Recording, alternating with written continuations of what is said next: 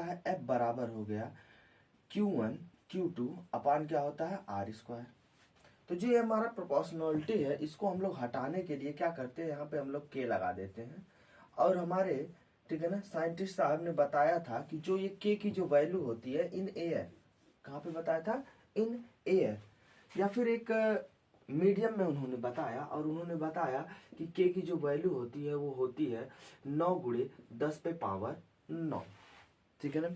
और यहाँ पे उन्होंने कहा कि K की जो वैल्यू होती है 1/4 पाई एप्सिलॉन नॉट होता है। और ये एप्सिलॉन नॉट की भी वैल्यू को उन्होंने डिफाइन किया।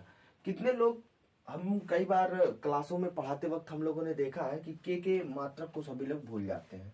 K के मात्रक को अगर हम लोग अच्छे तरीके से अगर देखना चाहें तो सिंपल सा होता है, मतलब मात्रक का मतलब यूनिट्स, इट्स यूनिट, ठीक है ना। तो यूनिट में अगर देखा जाए तो अगर हम लोग यहाँ पे क्रॉस मल्टीप्लिकेशन करें तो हम सारी यूनिट्स को डिफाइन कर सकते हैं। जैसे कि यहाँ पे हमको इसेंशियल चीजों को अगर देखा जाए क्रॉस मल्टीप्लाई करेंगे तो K और Q1 Q2 अपान और इसका मल्टीप्लाई करेंगे तो F इंटू क्या हो जाएगा R स्क्वायर। K की हमको मात्रक फाइंड करना है तो K into R square upon क्या हो जाएगा Q1 Q2। तो अगर देखा जाए तो कि ये जो K की जो वैल्यू आ गई अगर क्रॉस मल्टीप्लाई करेंगे तो F इंटू आर स्क्वायर बटे Q1 इंटू Q2, जो कि हम लोग जानते हैं F जो होता है न्यूटन इसका मात्रक होता है, इसको हम लोग N लिख देते हैं। और R जो होता है हम लोग मीटर में मेजर करते हैं तो मीटर स्क्वायर हो जाएगा।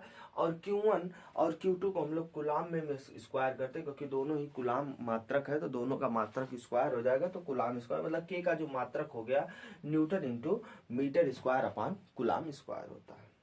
ये हमारा हम लोगों ने देखा था, ठीक। तो यहाँ पे यूनिट की बात, यहाँ पे जो होता K की जो दूसरी मतलब इस वैल्यू को जो एयर में इन्होंने डिफाइन किया तो उन्होंने बताया कि 1/4 पाई एप्सिलॉन नॉट होता है।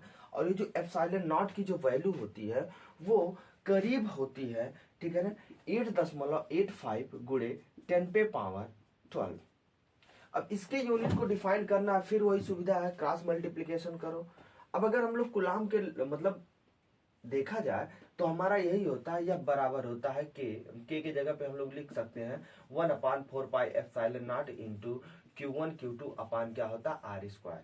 अगर एप्सिलॉन नॉट को हम लोग इस तरफ यहाँ पे लेकर के चले आए, इसको यहाँ पे लेकर के चले आए तो एप्सिलॉन नॉट बराबर हो जाएगा 1/4 pi into Q1 Q2 upon R square into F. तो यहाँ पे अगर हम लोग देखें तो ये जो F की जो वैल्यू होती है एप्सिलॉन नॉट का जो यूनिट हो जाएगा ये हमारा हो जाएगा, यहाँ पे चार्ज है, इट इज द चार्ज, तो इसके लिए कुलाम स्क्वायर हो जाएगा और ये न्यूटन हो जाएगा इनटू मीटर स्क्वायर। तो हम लोग को टोटल कंक्लूजन ये निकल के आया कि जो एप्सिलॉन नॉट होता है इसका जो यूनिट होता है जस्ट अपोजिट होता है, K का जो यूनिट है जस्ट अपोजिट हो जाएगा एप्सिलॉन नॉट का, ठीक है ना। और इस तरीके से हम लोग इसका डायमेंशन भी एनालाइज करते रहते हैं, इसका डायमेंशन भी हम लोग क्या कर सकते हैं, एनालाइज कर सकते हैं, ठीक। इस पे ढेर सारे सेवरल सारे क्वेश्चंस हैं, लेकिन इन सारे क्वेश्चन को लगाने से पहले हम लोग थोड़ा सा और भी चीजों को देख लेते हैं। जैसे कि इसमें डाई इलेक्ट्रिक का कंडीशन आता है। सभी लोग जानते हैं कि डाई इलेक्ट्रिक कांस्टेंट होता है जिसको हम रिलेटिव परमिटिविटी भी बोलते हैं। क्या बोलते हैं, रिलेटिव परमिटिविटी, ठीक है ना। क्या होता है, रिलेटिव परमिटिविटी होता है। तो रिलेटिव परमिटिविटी क्या होता है, ठीक है ना। एंड रिलेटिव परमिटिविटी में आ ही क्या जाता है कि जिसके लिए हम लोग बहुत ज्यादा बच्चे बहुत ज्यादा परेशान होते हैं। मतलब रिलेटिव परमिटिविटी को अगर हम लोग एक शब्द में डिफाइन करने की कोशिश करें तो रिलेटिव परमिटिविटी जो होता है, मतलब हम लोग देखते हैं कि जैसे कि हम लोगों ने एयर में पहले ये प्रयोग किया कि अच्छा चलो ठीक है, गुलाम साहब ने इसको प्रयोग किया एयर में इन्होंने फोर्स को डिफाइन कर दिया। तो हमने कहा चलिए एयर के लिए कांस्टेंट है हमारे, मतलब अगर हम लोग देखें तो मोस्टली हमारी स्टूडेंट था, ठीक है ना, उसने K की वैल्यू को लिखा था कि K इज नॉट कांस्टेंट। हमने कहा ठीक है, लेकिन एयर में तो ये कांस्टेंट है, ठीक है ना, एयर के लिए ये क्या है, कांस्टेंट है। लेकिन जैसे कि हर मीडियम में वो बदलता रहता है, हर मीडियम में, तो मोस्टली अगर देखा जाए तो K की वैल्यू कांस्टेंट नहीं सभी लोग मानते हैं, ठीक है ना। अगर हम लोग आगे बात करें के की वैल्यू को लेकर के, तो यही के की वैल्यू में जो एप्सिलॉन की वैल्यू जो होती है यही यहाँ पे चेंजिंग होता है। तो रिलेटिव परमिटिविटी का मतलब ये हो जाएगा कि एक दूसरे का रिलेशन देखेंगे कि मतलब एयर में परमिटिविटी क्या थी, फिर एयर में परमिटिविटी क्या थी। परमिशन मतलब परमिटिविटी मतलब हिंदी में या अंग्रेजी में चाहे जैसे समझे, तो परमिटिविटी का मतलब होता परमिशन देना। मतलब हम लोगों ने एयर में रखा था तो कितना फोर्स लग रहा था, अट्रैक्शन या रिपल्सन।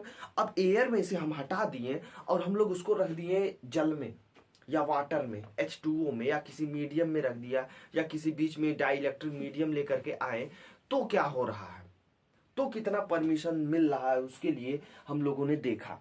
ठीक है ना, तो उसको हम लोग कंसेप्ट लेकर के आए रिलेटिव परमिटिविटी का।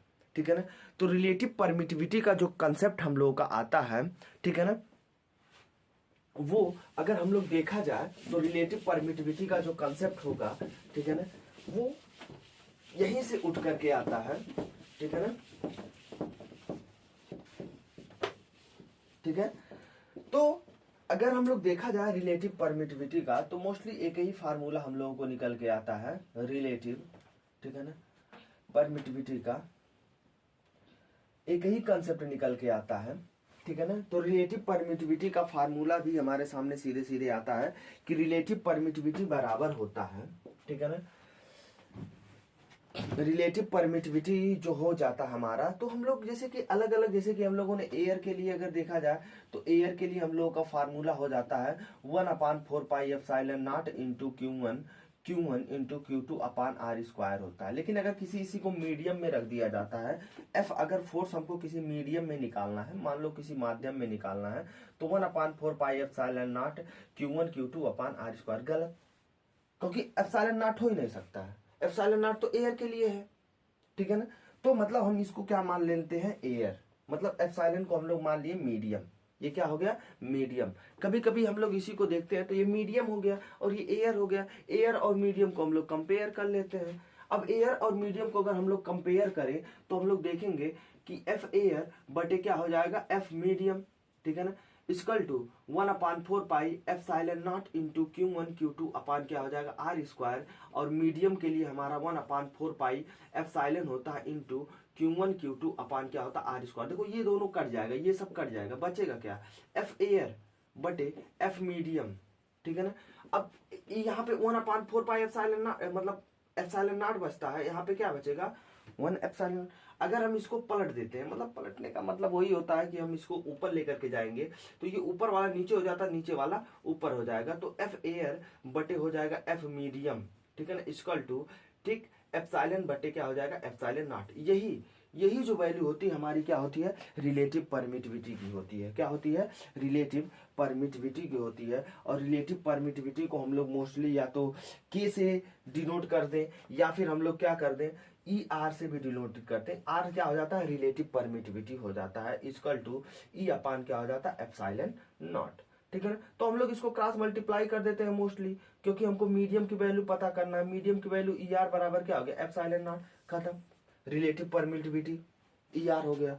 अब हम लोग क्या कर सकते हैं, यहाँ पे चाहे एफ मीडियम में चाहे तो हम लोग एप्सिलॉन की वैल्यू फुल कर सकते हैं, फिल कर सकते हैं।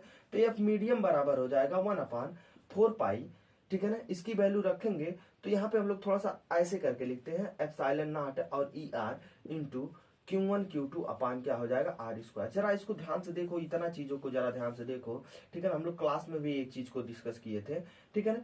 तो ये जो होता है एयर का फार्मूला होता है, ठीक है ना, तो मतलब हम इसके जगह पे एयर रख सकते हैं, तो एफ मीडियम बराबर हो जाता है, ठीक है ना, एयर, फोर्स इन क्या हो जाएगा, एयर, और बटे क्या हो जाएगा, एप्सिलॉन आर, ठीक है ना। यही हमारा जो मिला जुला करके होता है, मतलब फोर्स कितना मीडियम में लगेगा, एफ एयर बटे क्या हो जाता है, ई आर। मतलब ई आर जो होता है हमारा, ये हमारा बताता है कि जैसे कि हम लोग जल में, जल का कांस्टेंट हमारा क्या होगा, जैसे कि हम क्वेश्चन में मोस्टली ये चीजें हमको देखने के लिए मिलता है कि ये क्या होगा, तो हमको मोस्टली ये फार्मूले में हमको याद रख करके चलना पड़ेगा कि एफ मीडियम बराबर हो सकता है, ठीक है ना, एफ एयर बटे ई आर।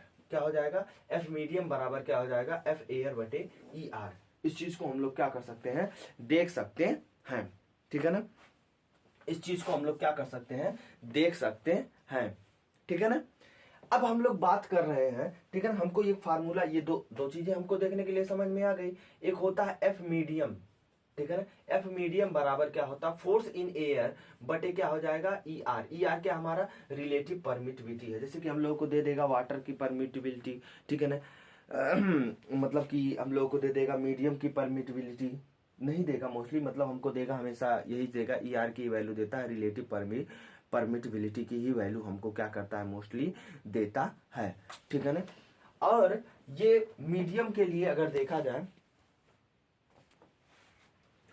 अब हम लोगों का जैसे कि हम लोगों ने देखा रिलेटिव परमिटिविटी हो गया, जैसे कि हम लोगों ने एफ एयर में देख लिया, ठीक है ना, एफ मीडियम में देख लिया, ठीक है ना। जैसे कि हम लोग जानते हैं ई आर जो रिलेटिव परमिटिविटी होता है एयर के लिए अगर देखा जाता है तो 1 होता है, वाटर के लिए अगर मोस्टली देखा जाता है तो वाटर के लिए 80 होता है, तो अलग